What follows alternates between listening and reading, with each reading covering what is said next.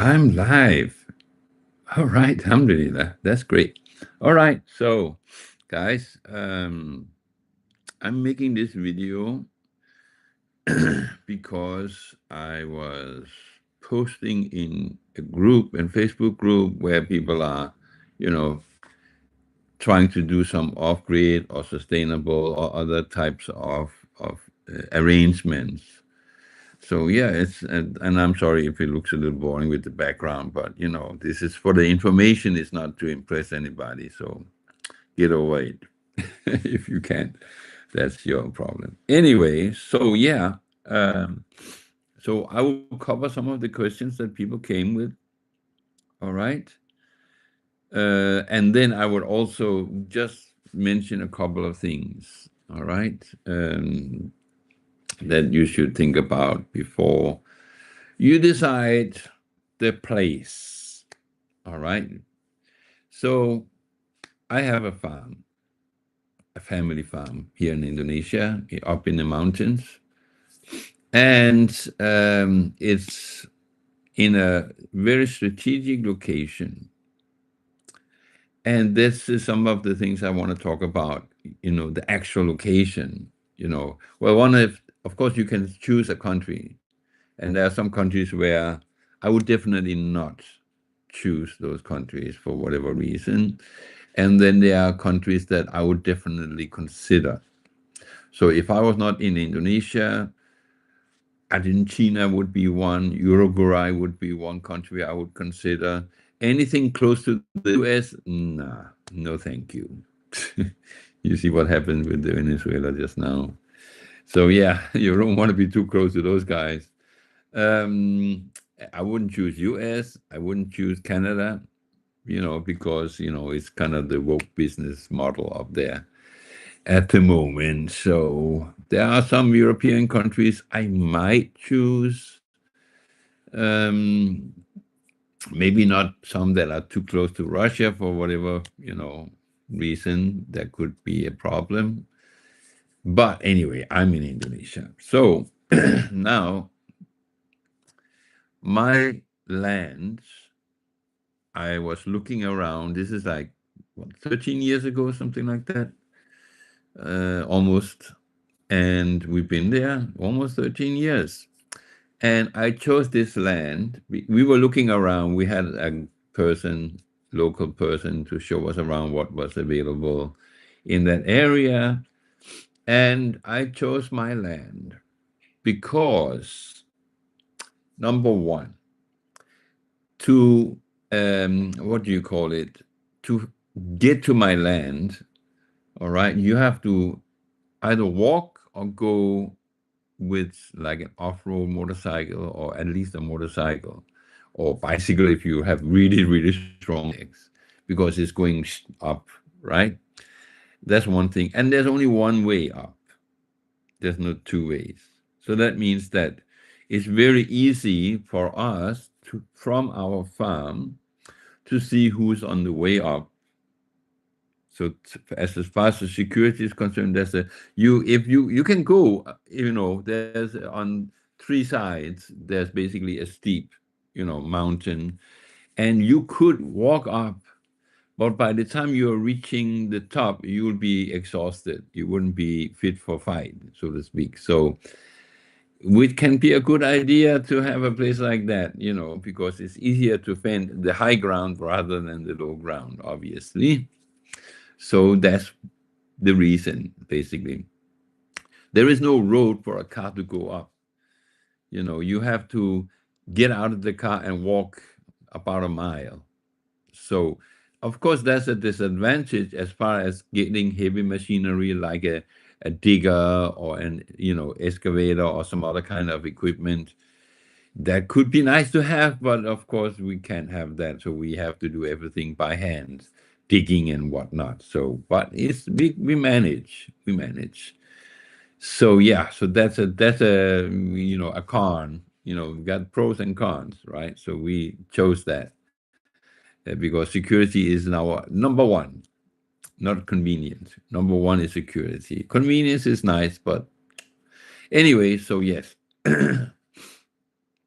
And of course, because it's not like a flat land, number one is security. Convenience is nice, but anyway, so yes. And of course, because it's not like a flat land, so it takes more work to, what do you call it, to build, like if we want to use permaculture techniques like swales and other things like that, is a little bit difficult, you know, of course. But it's doable, and we've been, doing many different things so far, and it's working out pretty well. All right. And we our distance from the city, of course, there are villages closer than the city, but the city is about 20 kilometers. So, of course, you could be bothered by people from the city, um, which, warning, your connection is unstable. All right. All right. Okay. I hope it will work out. Anyway, all right. So, yes, it looks like it's solved. Anyway, so yeah, so we chose that, the distance, because it's not, we can still go to the city because we also need supplies. We have a business in the city and so on, so it's convenient. That's convenient. But it's very important that you can make your place off grid, number one, so you're not relying on the grid, and number two, that you can be, as far as food and water, you can be sustainable, self-sustained. All right, so that's very important. And there are so many different ways, and I can go into the details because that's something that you have to study: aquaponics, permaculture, hugelculture. You can, find your own way of that fits your desire. All right. I would say one thing: it's not being vegan and trying to be sustainable is not really a good idea in most countries, because to get your all the proper nutritions, you're going to have to rely on some imported things, because there's no climate that really does well as far as vegan is concerned. So yeah, and it's hard to grow a lot of stuff, you know like, just as a little, example.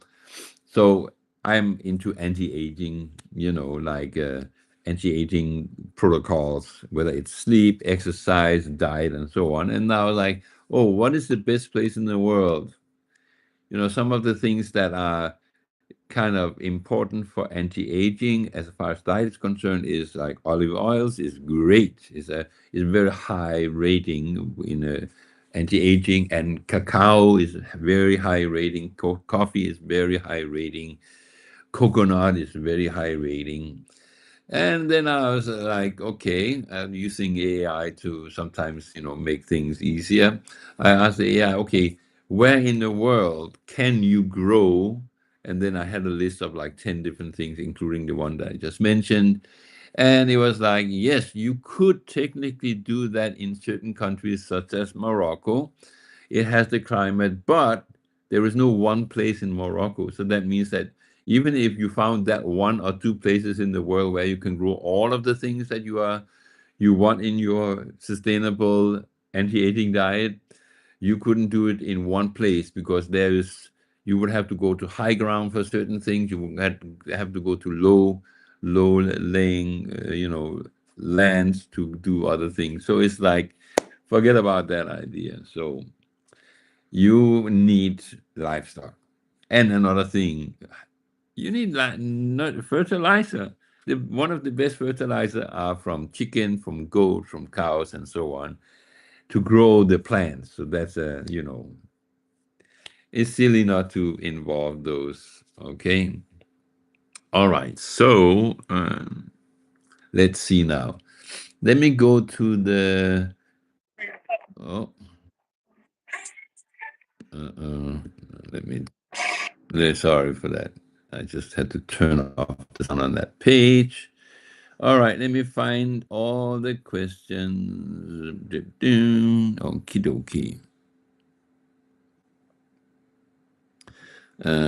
All comments. Okay, so I'll go through some of these comments.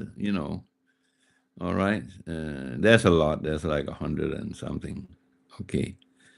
And some people are asking which island is in Java, East Java. I'm not going to tell you any more details other than that because I don't want to people showing up without an invitation. Okay, so some people are asking, what about in Indonesia? You are a foreigner. How do you buy land? Well, no, you can't buy land, but you can lease land. Okay, you can lease land for, I think, 99 years. So this is, are you expecting to live more than 99 years from the day that you arrive and you buy your land? Is not really likely. But of course, you might have some children and grandchildren that you might do, but mostly you could probably release, all right? And then just make sure that whatever you're building is something that you're not investing millions and millions in. All right. And let's see. Boom, boom, boom, boom, boom. Yes, and I'm not Indonesian. Surprise, surprise. And anybody can friend me. You can send me a friend request, by the way.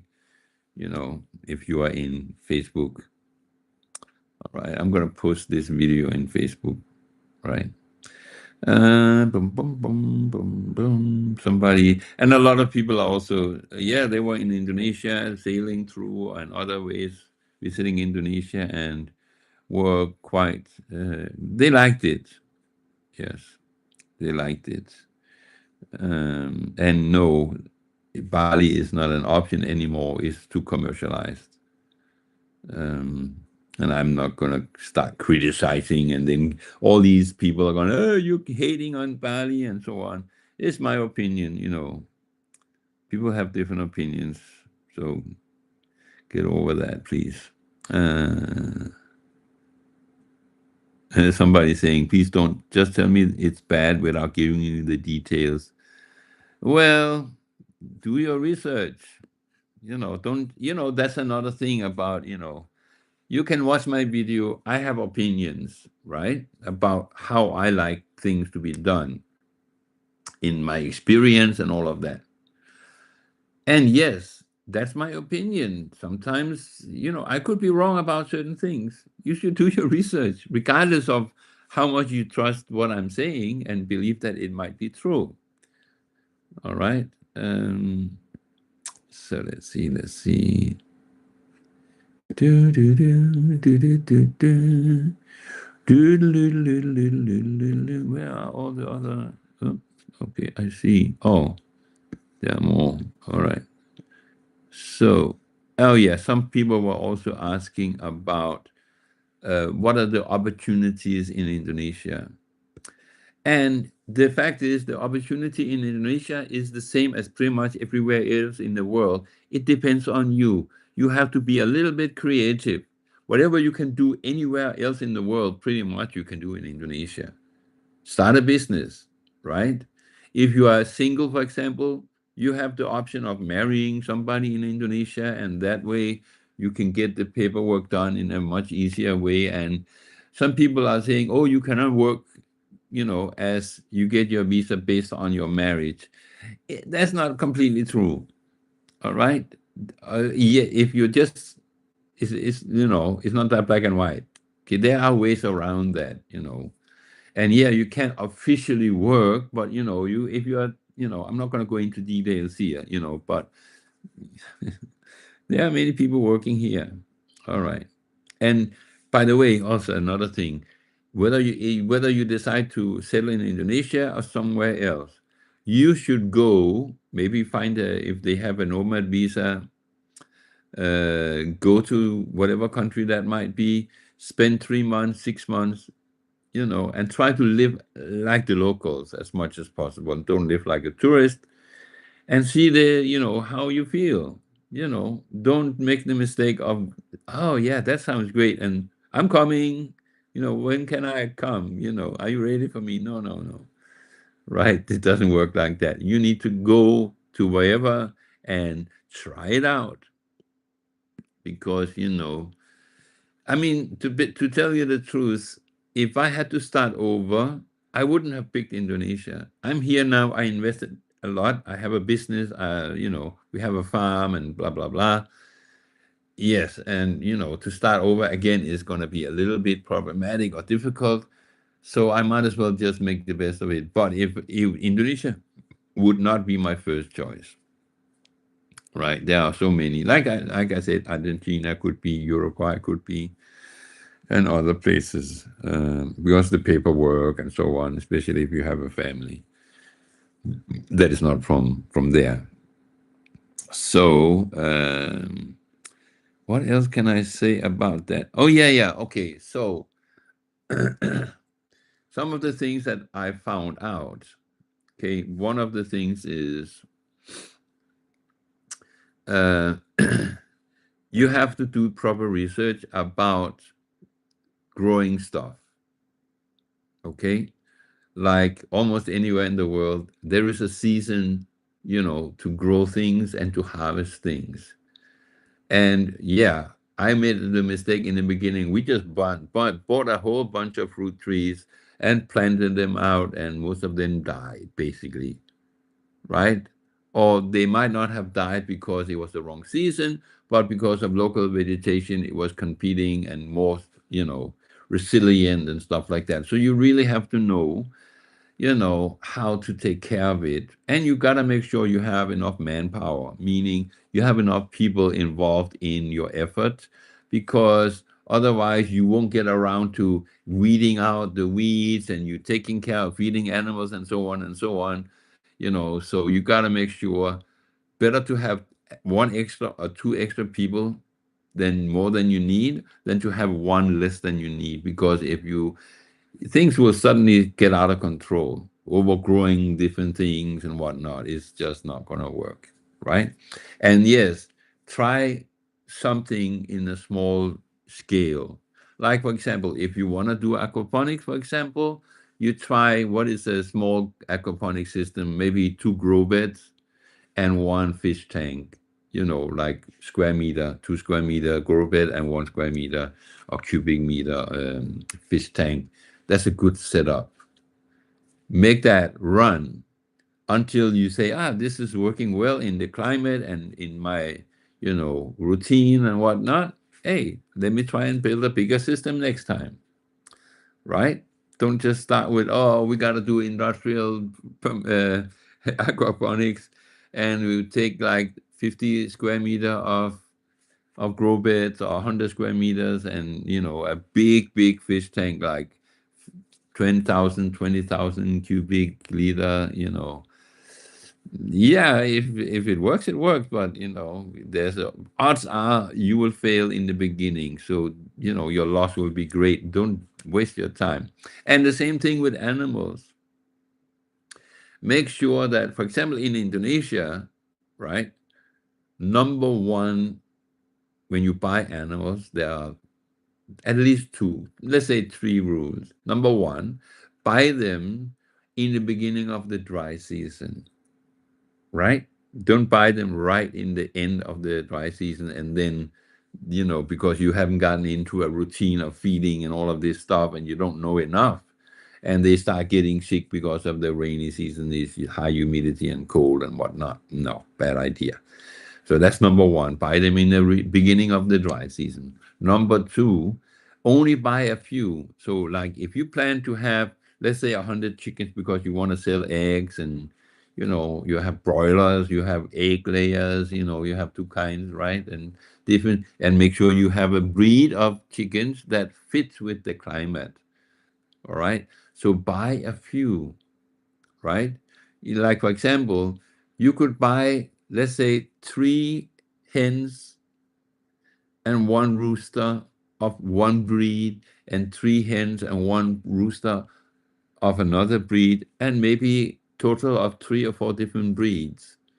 And then, separate them, of course, so you can keep track of what's going on. And then what you do is you give them a whole year, all right, and see which ones survived, which one thrived, which one was producing good eggs, right?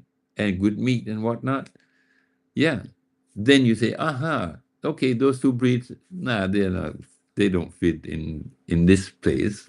So let me try and what do you call it? Let me try and go to another place, right? Let me try and get another breed. I mean, like to go to another place just because that would be stupid. The same thing with goats.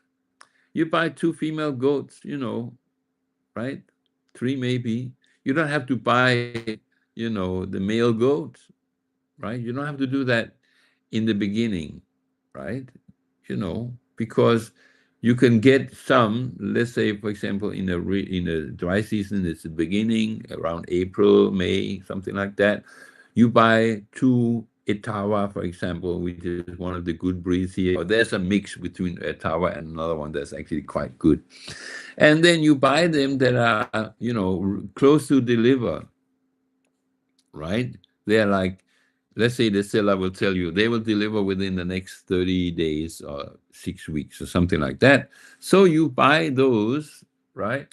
And then you get the kids out of it, right? Of course, you have to pay a little bit more for a pregnant goat. And then, they deliver close in the beginning of the dry season. And then, you see how you learn how to deal with them, how to feed them, how to, get your good connection to a veterinarian because you're going to need that too and learn too to deal with things because they might not be able to come every day or every time you need their help. So yeah, you definitely want to do that. And I wouldn't buy cows in the beginning, right? The same thing, I wouldn't buy rabbits, for example. The easiest small animal to start with are chickens. The easiest real livestock are goats, not sheep, not cows, and not llama or whatever, right? You must have experience before you upgrade to bigger animals and to other animals. All right, you need the experience. Now, the third one is make sure you really, really research their diet so they get a proper diet. Don't just buy this ready made food only, right? That's not a good idea. And also research their stables or their, goat pen, right? What is it? How is it supposed to be raised off the ground, for example? Where is the poop going? Are they going to sleep in their poop? No, that's not a good idea, of course. And there's no bad draft and there's no buildup of humidity when there's no ventilation and all of those things you need to research properly. All right. So, and then, okay, so that's about the crop and that's about the animals. Now, there are other things you have to think about, such as security, right? You might want to have solar panels, right? Don't jump and get a huge system, right? Because the thing is, you just find out what is the minimum you need. Because you can always add more solar panels, for example, right? And you can always add more batteries. And the thing is, you might spend, like $10,000, let's say, on a system, or even more, 20 even. And then the year after, you find out that there is a new kind of battery on the market that will actually last longer, right? Like lead acid is last average 5 years. Lithium ion around 10 years. Yes.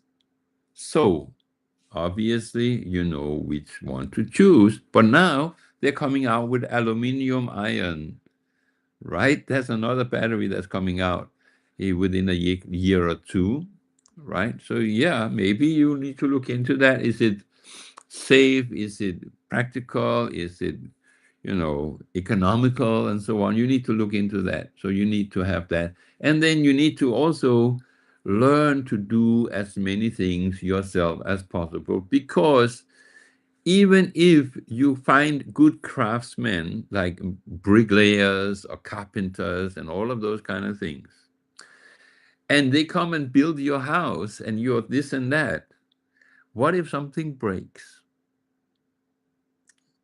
right? What if something breaks? You're going to call them and they're going to charge you an arm and a leg. No, what you do is you learn while they are building your your facilities, your infrastructure and whatnot. You will pay attention, maybe even be part of the team that's building, so you get some experience and do your research and watch some YouTube videos and stuff like that. Read some books, learn welding, learn electrical, wiring and stuff like that. Maybe learn at least some basic electronics so you can figure out, can do I need to throw this out and buy a new one, or can I just change a circuit or a circuit breaker or some other kind of thing, right? Yeah. Trust me, I talk for experience. You want to know, because you can't rely on having to pay other people to come and fix everything. And then security. You need to find out what is a good off-grid security system, meaning alarms that can have sensors in different places. So if people entering in certain ways, you know that they are not coming with an invitation, they are coming for something that's not in your interests. All right, you want to have some cameras, probably infrared cameras, and some monitors that you can monitor what's going on, including at night. Because people, they usually, if they're not invited, they're not going to come in the middle of the day, right? If they come and steal your tools or other kind of things, you want to have that, and of course, definitely alarms as well as cameras, and something that triggers so you get a notification that can wake you up, so you can say, hey, what's going on? Let me check the monitor. Oh, who's that guy? Why is he rocking around my sheep pen, for example? You go and deal with it. How do you deal with it? You will first of all need to have some kind of non-lethal means of deterrent, whether it sticks. Okay, so you need to know how to use those sticks. You can use like Aikido techniques or Eskrima or some other kind of stick art, right? Because you need to know so you don't hit yourself in the head instead of hitting the intruder. So you need to know what you're doing, right? No, that never happened. I've been doing martial arts for more than 50 years, so I kind of know what I'm doing, and including teaching for many years as well. And then that's one. And then you might also find what is the legal and lethal deterrent. Yes, I said it. There might be a time when you need to have some kind of thing that is legally available for you. And in most countries, you can have bow and arrow, maybe even crossbows, because they're more precise and a little bit more powerful. And if you cannot have a gun, shotgun or rifle or whatever, which is not the case in many countries, you can't have that, then you need to find other ways that you can deter people at a distance, 50 meter, 100 meter, and so on. All right. And bow and arrow is effective, 50 to 100 meter. You should, if it's a good bow, like 35, 45, maybe 50-pound bow, can definitely reach somebody at 100 meter or 100 yards, right? So yeah, you need to look into that, and make sure that you try and stay within the borders of the law, the boundaries of the legal boundaries in that country, because you could lose everything if they catch you with something that's not legal, right? So you don't want to get into that. So, and yes, then of course another thing is, if you don't have a big family, because if it's just you, or maybe you and your wife and maybe one kid, right? And your kid is not even more than 2 or 3 years old, you're going to have a difficult time. Not just about security, but even about running and doing chores on the farm and stuff like that. And you might have to supplement with work outside the farm in the city and so on. And are you going to leave your wife with your little child and while you go to the city working? Yeah, maybe not a good idea. So you definitely want to have an extended family or having a lot of kids. I have a lot of kids, all of them, most of them are kind of adult by now. So we have that covered. But you might also uh, form a group, like, if you're going to a place, you might say, okay, anybody else want interested in this place? I strategically and for other reasons, it might be a good location for me. Anybody interested, they can buy a land there, you buy a land here, and so on. And maybe it will be like 4 or 5 families. And that is another thing, you can share certain resources, right? Because you might be good at one thing, and another of the men in that, or the women for that matter, might be good at something else, right? So you can, supplement each other's experience and skills and knowledge. So a small community is always a good idea rather than being a small family. All right. So either a huge family or a community. Those are, I would say, I wouldn't, I wouldn't be like up in the forest, up out in the jungle in a little cabin, just me. Nah, you wouldn't see that happening to me. No, because okay, so maybe you can deal with things, you can handle things, and okay, when you get sick, what will you do? Yeah, you might know that I can go and I can take this plant and I can do this and that and I have it on the shelf, but you are now lying in bed with fever, 40 degrees Celsius, maybe 41 even, and you're completely wiped out. You can't even get up from the bed. Who's going to prepare that medicine for you?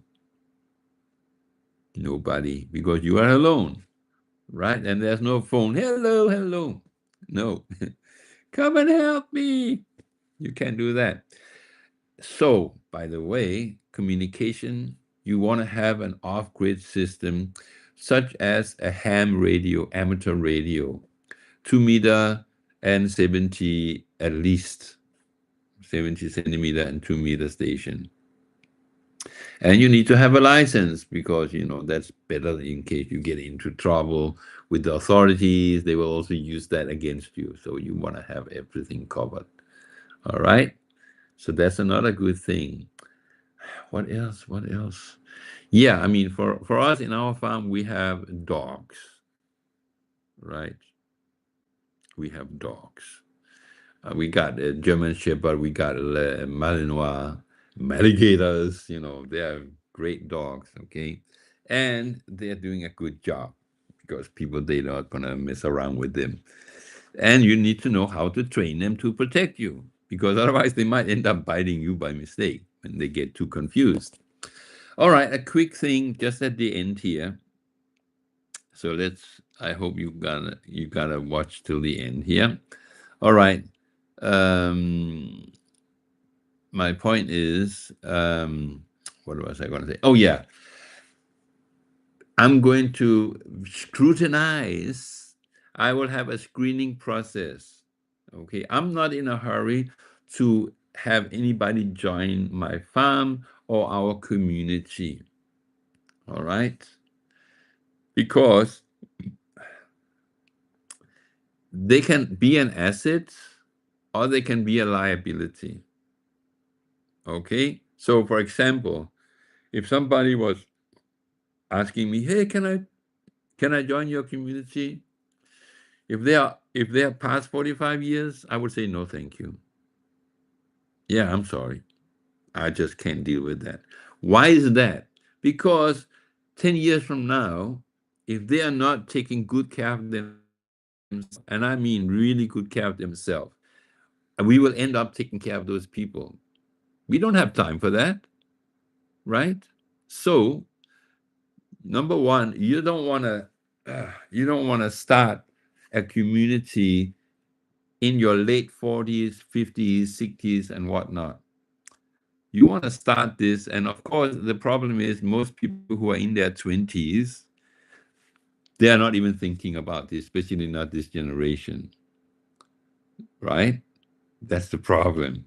But you would, if you're watching this and you are in your 40s, you would have probably wished you had done that 10 years ago or longer, right? I certainly wish I would have started our farm when I was in my early 30s. I mean, I'm 62. Yeah. And really, I'm relying on I mean, I'm very healthy because, I'm a doctor of natural medicine and an aging, expert. Yeah, I am. And I really know what to do about things to stay very, very healthy. So I'll probably outlive most people, you know, that are around my age group.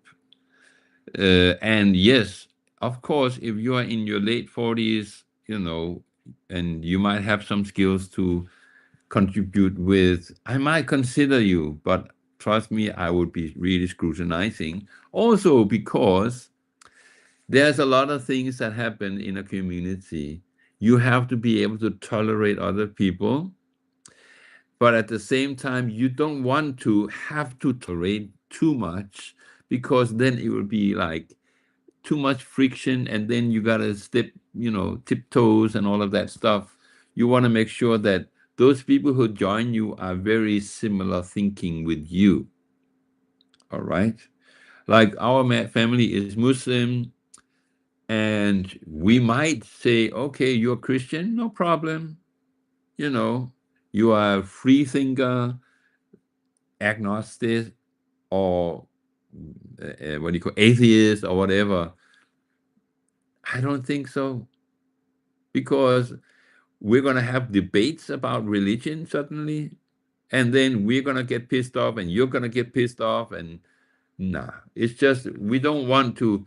We already have plenty of things that can end up creating friction when you're trying to work together with other people. No need to add more. So that means that you have to make sure your screening process. And I would say another thing, by the way, I would also be worried about my own kids. I have young kids and older kids.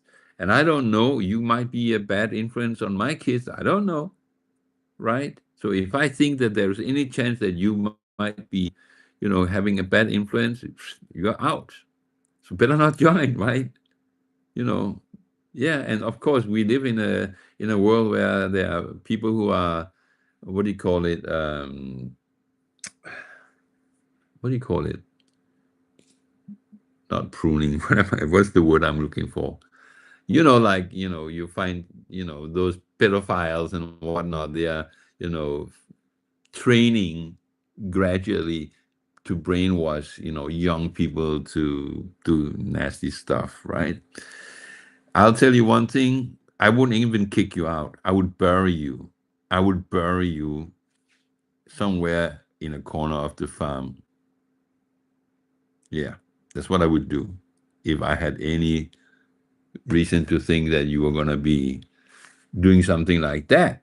Yeah, and I don't take any chances with my kids. No, we're okay as a family. We don't need to actually have anybody join us. We are open to the possibility if somebody is a good fit, and if they are ready, they have something to offer to bring to the table, and they are financially, sound. So that means that, if you need to build your own place, you have some money to buy a land or lease a land or whatever, because you can buy it if you're Indonesian, obviously, right?